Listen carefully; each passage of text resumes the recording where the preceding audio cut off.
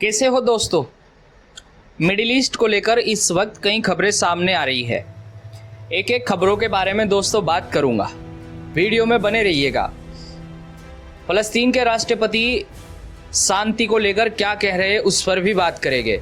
Donald Trump ने Iran और Israel के बीच हुए सीज फायर को लेकर अब क्या कुछ कह रहे हैं उस पर भी बात करने वाला हूं।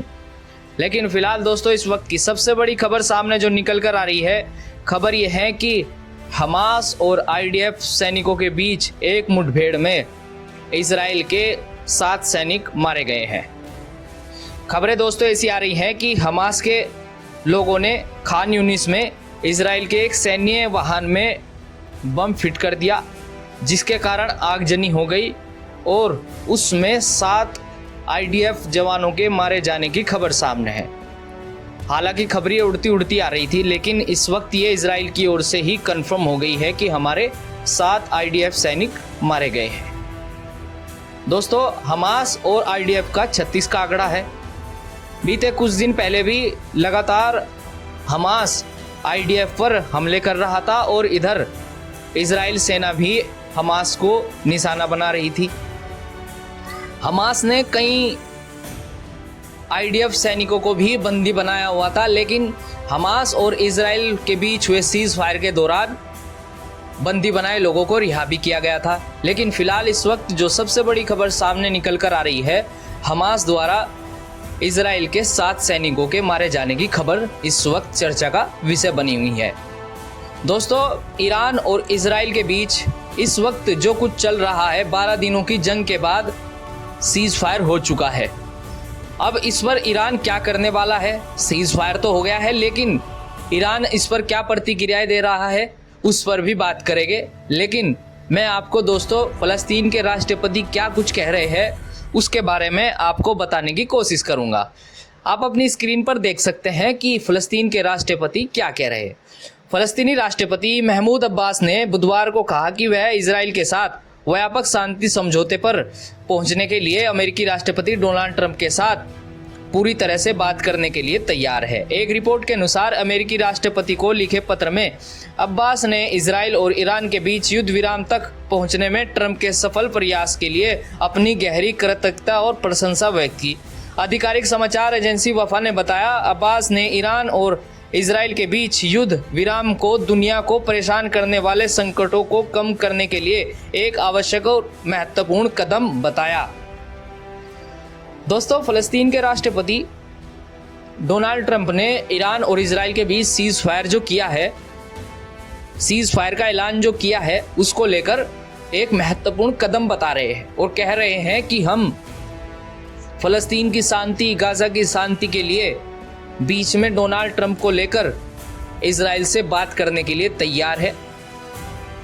सीज फायर के लिए हम भी तैयार है ताकि अमन और शांति पैदा हो सके। ऐसी भी खबरें सामने आ रही हैं गाजा को लेकर। दोस्तों गाजा के अंदर खाने पीने के जो ट्रक पहुंच रहे हैं, सामान के जो वाहन है वो पहुंच रहे हैं। लोग वहां पर भूखे हैं, प्यासे हैं, दर्द से पीड़ित है, किसी को दवा की जरूरत हो रही है तो किसी को खाने की जरूरत हो रही है। इस बीच ऐसी खबरें लगातार आ रही हैं कि वहां पर अभी भी मौजूद इजरायली सैनिक लोगों पर गोलीबारी कर रहे हैं, जिसमें अब तक लगभग 50 से ज़्यादा लोगों के जान जाने की खबर सामने आ रही है। दोस्तों अभी भी इजराइल का ये कहना है कि लोगों पर हमले इसलिए किए जा रहे हैं कि हमास के लोग छिपे हुए हैं उनके बीच। जैसा कि अभी मैंने बताया दोस्तों, कहीं ना कहीं ये बात भी सच हो जाती है।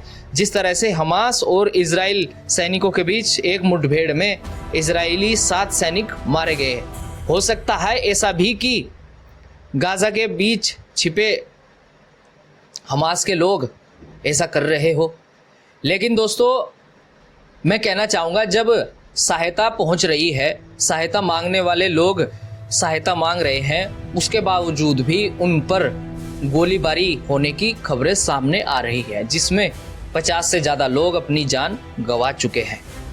फिलहाल दोस्तों इस वक्त की जो सबसे बड़ी खबर सामने आ रही है, जैसा कि आपने देखा है कि अमेरिका ने ईरान और इजराइल के बीच कूदकर ईरान के न्यूक्लियर सेंटरों पर हमले किए, B-2 बॉम्बरों से हमले किए।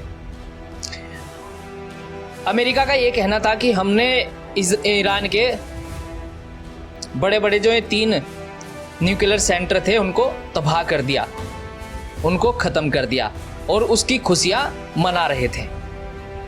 इधर ईरान का ये कहना था कि हमारे न्यूक्लियर सेंटरों पर हमले तो हुए हैं लेकिन कोई डैमेज नहीं हुआ है।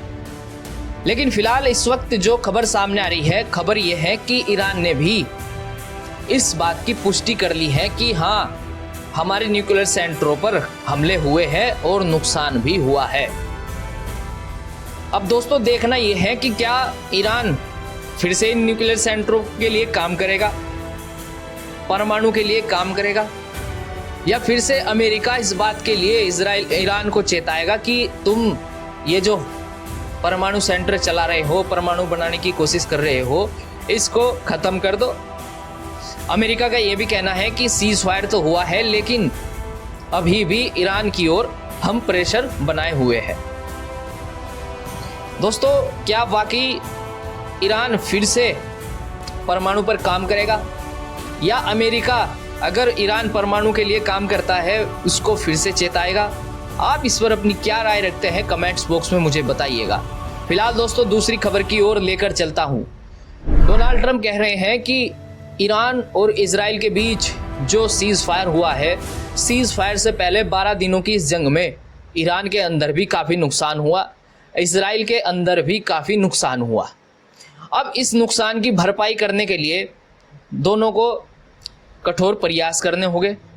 दोबारा से जो इमारतें इजराइल के अंदर टूटी है उनको बनाने के लिए इजराइल को प्रयास करना पड़ेगा। काफ़ी नुकसान, काफ़ी पैसों का खर्चा भी होगा। इधर डोनाल्ड ट्रंप कह रहे हैं कि जो ईरान के अंदर नुकसान हुआ है, हम ईरान पर लगे सभी प्रतिबंधों को हटाने के लिए उसमें थोड़ी राहत प्रदान करेंगे, इसलिए कि ताकि ईरान तेल बेचकर जो हुए नुकसान को पूरा कर सके। उन्होंने कहा कि अगर चीन भी ईरान से तेल खरीदता है तो उन्हें कोई दिक्कत नहीं होगी। ईरान अपने तेल को बेचकर देश में हुए नुकसान की भरपाई कर सकता है। दोस्तों, इस पर नेतन्याहू जो इस वक्त दावा कर रहे हैं, उनका कहना है कि हमने बहुत बड़ी जीत हासिल की है। ईरान और इजराइल के बीच हुए सीज फायर के दौरान ईरान ये दावा कर रहा है कि हमने जीत हासिल की है। इधर इजराइल भी ये दावा कर रहा है कि हमने बहुत बड़ी जीत हासिल की है और ईरान को मजा चखाया, ईरान के न्यूक्लियर सेंटरों को बर्बाद कर दिया। लेकिन ईरान के अंदर सीज फायर तो हुआ है, इजराइल के अंदर सीज फायर तो हुआ है, ईरान के अंदर भी सीज फायर को लेकर खुशियां मनाई जा रही है। लोग सड़कों पर खुशियां मनाते भी नजर आ रहे हैं, ऐसी भी खबरें सामने निकल कर आ रही है। लेकिन कुछ खबरें ऐसी आ रही हैं कि जिसमें यह दावा किया जा रहा है कि ईरान ने बड़ी बहादुरी से इजराइल का मुकाबला किया और ईरान इस वक्त कह रहा है कि अगर इजराइल फिर से हम पर हमला करेगा तो हम उसको बढ़िया जवाब देने के लिए खड़े हैं। अब देखना यह है दोस्तों कि ये सीज फायर जो हुआ है, डोनाल्ड ट्रंप ने सीज फायर का ऐलान किया है, ये कितने दिन तक चलने वाला है। अब इस सीज फायर को तोड़ने की शुरुआत कौन करेगा, वो भी देखने लायक बात होगी। फिलहाल दोस्तों ये थी कुछ खबरें जो मिडिल ईस्ट को लेकर निकल रही थी। नई खबरों के अपडेट्स के साथ मैं आपसे जल्द मिलूंगा। दोस्तों चैनल पर अगर नए आए हैं तो सब्सक्राइब जरूर कीजिएगा, साथ में बेल आइकन भी प्रेस कीजिएगा। मेरी वीडियो को ज़्यादा से ज़्यादा शेयर कीजिएगा और मेरे चैनल को सपोर्ट कीजिएगा।